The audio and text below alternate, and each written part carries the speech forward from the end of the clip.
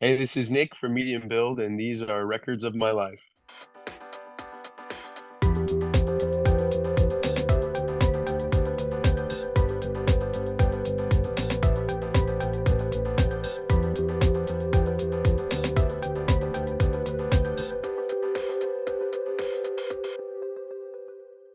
Nick, thanks so much for taking the time. I know you're busy. You're in Toronto on the road and, pre-show and all that stuff. I appreciate your time. Of course.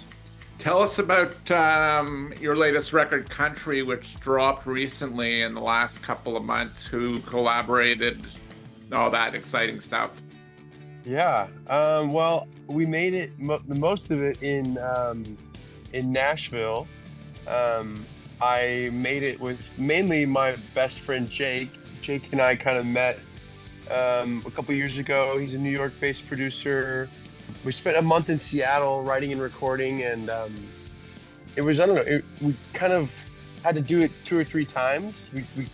We kind of got too far down a rabbit hole of some stuff we didn't really love, and so we ended up kind of ditching a lot of stuff and starting over. And yeah, we ended up making it at a publishing office on Music Row, which I thought was kind of funny and sort of a silly place to make something that people, make serious music, which is, I don't know, pretentious, but it's usually it's a writing office. You would write like pop songs in, and we were there like trying to make like our magnum opus. It seemed like a weird juxtaposition. Amazing. Well, Nashville, like Songwriters Row, is like has an amazing history of music. What records that come out of there? I know there's so many, but are there any records in particularly that came out of there that inspired you to move down there? Well, at the time, I didn't know anything about Nashville. I had a friend that was going to school there for music, and he said it was cool. And so the kind of stuff that was happening when I was there, the stuff that it was like, there were 2 towns. It was like Nashville, and East Nashville was very punk. Yeah. And so it was kind of like the Black Keys, and there was like a local band that was like kind of a big deal around town called Diarrhea Planet. And there was a brother duo called Jeff the Brotherhood. And it was like kind of like the punk kids. And then on like proper Nashville, there was like Kacey Musgraves was happening, and Sam Hunt. And so it was kind of like this very, like, it felt like a very divided city. And I didn't really feel like I fit into either category. So I ended up sort of just leaving.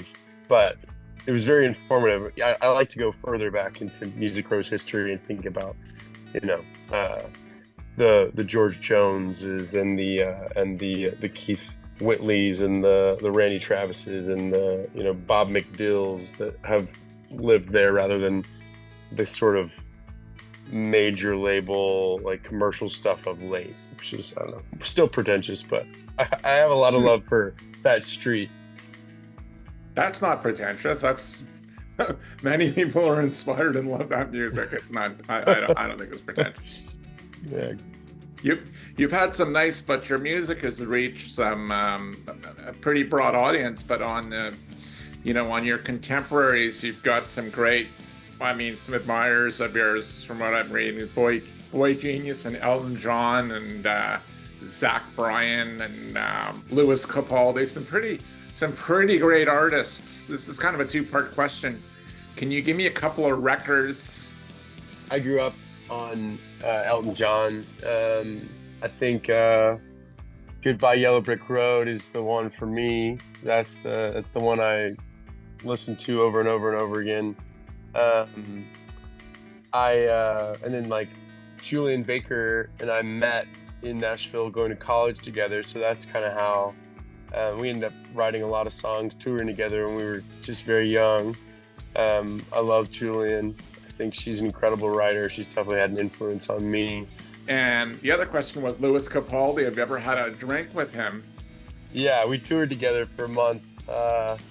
And I have had the pleasure of partying with Lewis. He is quite the hoss when it comes to having a drink. He wasn't really drinking very much on our tour, so we kept it pretty calm. But then the last night we decided we'd all get after it together, and it was my birthday, and we were in Texas, and Yeah, that was one of those nights that ended at 5 a.m. in a hotel parking lot, just eating wings and pizza, and I'm being told what happened the next day. What's a really good record that all will always want, and just no matter how maudlin you're feeling or tired or fatigued, what's a record that will always make you want to dance? I think one of my comfort albums is probably Graceland by Paul Simon. That's this will pull me out of a funk. Yeah, that's an easy one to just put on and start moving. That or some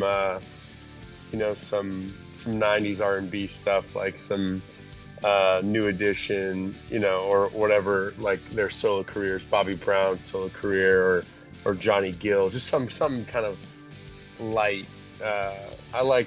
It's crazy how much I love deep, dark, heavy content, but really the stuff I listen to all day is just more groovy bubblegum stuff.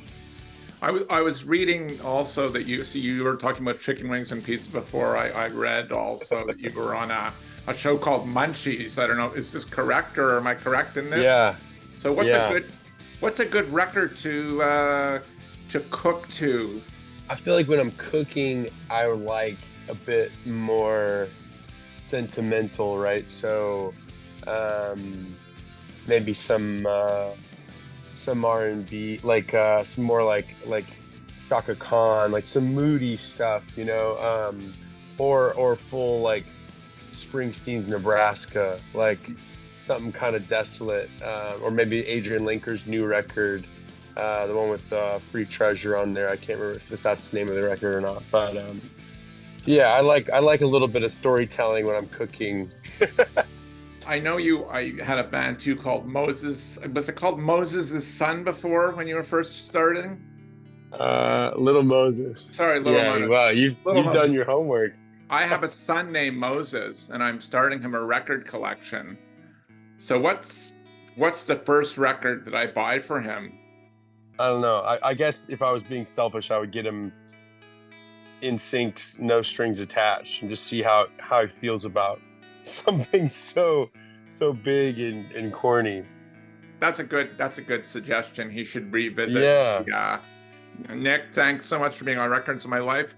On to the speed round, then we'll let you get you prepped for I guess you're sound checking soon because it's like 4:00 there. But yep.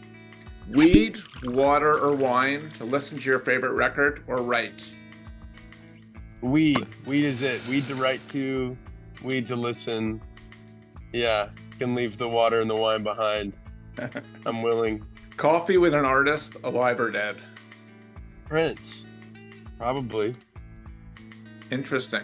Our last interview was talking about Prince too, but thought it might be a little awkward. But he would still be. You got him on the right day. It would be a great conversation. Yeah. He's probably not a good conversation or a good hang, but just to be able to watch him, and I don't know, he'd say something. He'd say something's genius and probably something offensive. Record of your high school years? Hail to the Thief, Radiohead. Words of wisdom for your fans and our audience? Don't think too hard. Just let the wind blow you. If you like a certain kind of music, lean in. Look up the lyrics, look up who wrote and produced it. But it's not that serious. Just music should be fun and should move you. The show is really nothing without you. So please like or subscribe or check out our Patreon. And this year we've switched it up, and you can win a record just for leaving a comment. Thank you again, and we love you. Peace.